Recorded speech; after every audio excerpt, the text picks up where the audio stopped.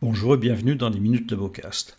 Nous allons exposer quelques principes concernant les gouttières occlusales, leurs indications et le protocole clinique préalable à toute commande.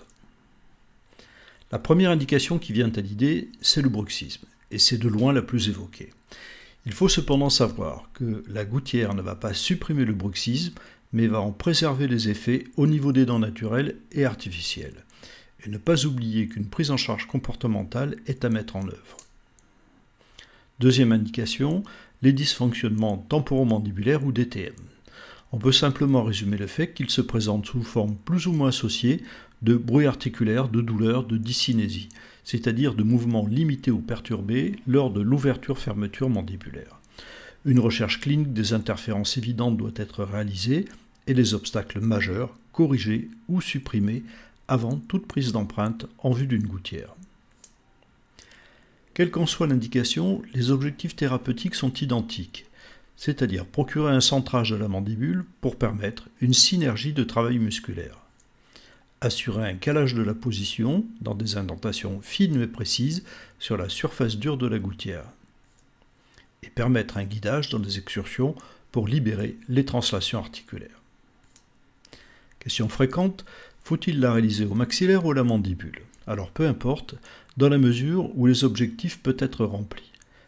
Dans les classes de division 1, c'est assurément au maxillaire que ce sera le plus facile à faire.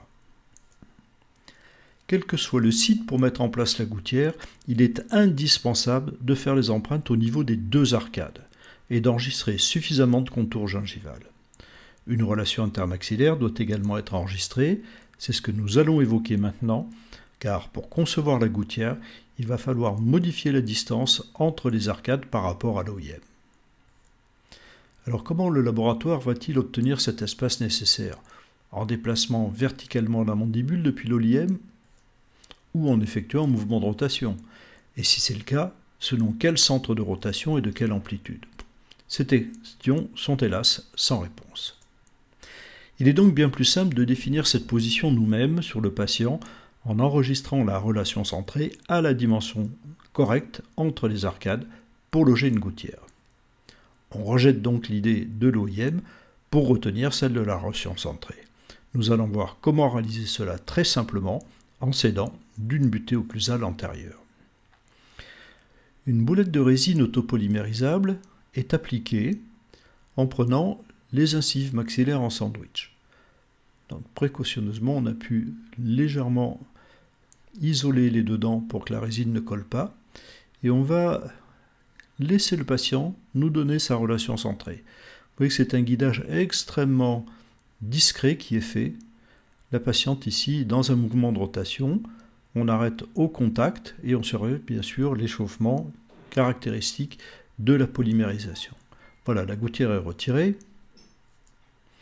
Dans l'indentement ainsi obtenu, on marque la trace des incisives avec un crayon, puis avec une molette à résine, on efface tout relief de part et d'autre, en ne laissant subsister qu'une légère marque grise.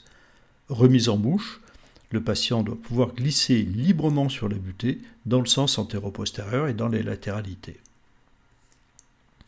En quelques instants, la proprioception postérieure est supprimée, le patient peut accéder à la RC et la maintenir, et c'est cette position qui est alors enregistrée de chaque côté. C'est cette situation qui est donc envoyée au laboratoire pour l'exécution du travail. Une alternative à la butée en résine, c'est ce petit dispositif, le mini-reg, vendu par Dentrade. Il est stabilisé sur les incisives avec un silicone d'enregistrement de l'occlusion. Les critères de réglage sont identiques et l'espace libéré préserve une épaisseur suffisante pour le matériau de l'orthèse à venir. Voici le retour de la gouttière de chez LaboCast. La gouttière est alors mise en place et testée en statique et en dynamique.